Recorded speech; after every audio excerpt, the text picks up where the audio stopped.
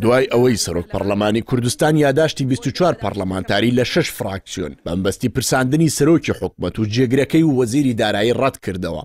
عەبدولستار مەجید سەرۆک فراکسیۆنی کۆمەڵی ئیسلامی لە کورتەنووسینێکدا لە تۆڕی کۆمەڵایەتی فەیسبوک ڕایگەیاند سەرۆکی پەرلەمان داوا لە من دەکات بەڵگە بهێنمەوە کە حکومەت 2 مانگە ڕێژەی لە 121 موچەی فەرمانبەران دەبڕێت. ئەوەش یەکێک بوو لەو پاساوانەی داوای پەرلەمانتارانی بۆ بانگێشتی سەرۆکی حکومەت و جێگرەکەی و هەروەها وەزیری دارایی پێڕەت کردەوە.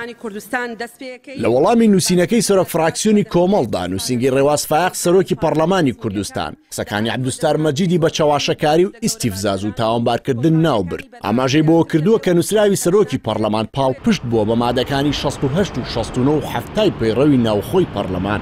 دواتریش نووسینگەی سەرۆک فراکسیۆنی کۆمەڵی ئیسلامی وەک بەڵگەی ڕاستی قسەکانی سەرۆک فراکسیۆن بەشێک لە نووسراوەکەی سەرۆک پەرلەمانی بۆ عەبدولستار مەجید بڵاو کردەوە کە دەیسەلمێنێت ڕێواز فایق داوای بەڵگە و زانیاری و بەڵگەنامەی سەبارەت بە یاداشتی 24 پەرلەمانتارەکە کردووە کە پەیوەستە بە بڕینی لە 121 موچەی موچەخۆرانی هەرێم بە شێوەیەکی نایاسایی.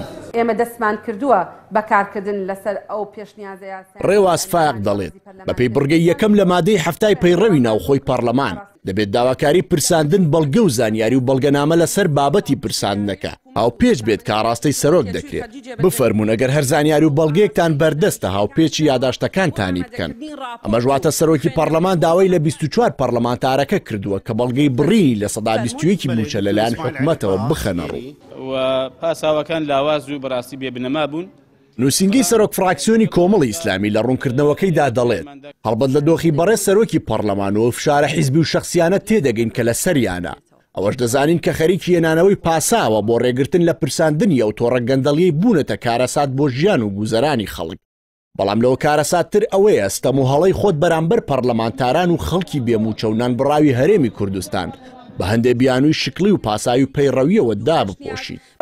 نووسینگەی عەبدولستار مەجید سەرسوڕمانی لەوە نیشان داوە کە چۆن دەکرێت سەرۆکی بەرزترین دەسەڵاتی یاسادانان و چاودێری داوا دەکات بەڵگە هاوپێش بکەن و ئەگەداری ئەوە نەبێت کە مانگی ئەیلوولە و خەڵک هێشتا موچەی 4 مانگی پێش ئێستای وەرنەگرتووە و بە 2 مانگ جارێکیش موچەیەکی بدرێتێ ئەویش لە 121 لێ ببڕدرێت.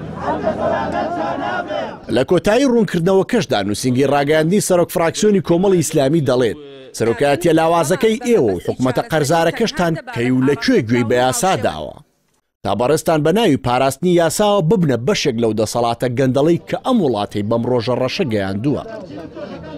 دوای ئەوەی داواکاری 6 فراکسیۆنەکەی پێشوو بۆ پرساندنی سەرۆکی حکومەتی هەرێم و جێگرەکەی و وەزیری دارایی لەلایەن سەرۆکی پەرلەمانەوە ڕەت کرایەوە فراکسیۆنەکانی کۆمەڵ و یەکگرتوونەوەی نوێ و سربەخۆکان و گۆڕان و ئازادی دووبارە دەستیان بە کۆکردنەوەی واژۆ کردووەتەوە تا سەرۆکی پەرلەمان ناچار بکەن لە بەرامبەر بڕینی لە 121 موچە سەرۆکی حکومەت و جێگرەکەی و وەزیری دارایی بانگێشتی پەرلەمان بکرێن. تا ئێستاش 21 واژۆی پەرلەمانتاران بۆ ئەو مەبەستە کۆکراوەتەوە و ڕێژەی یاساییش بۆ پرساندنەکە 23 واژۆی پێویستە.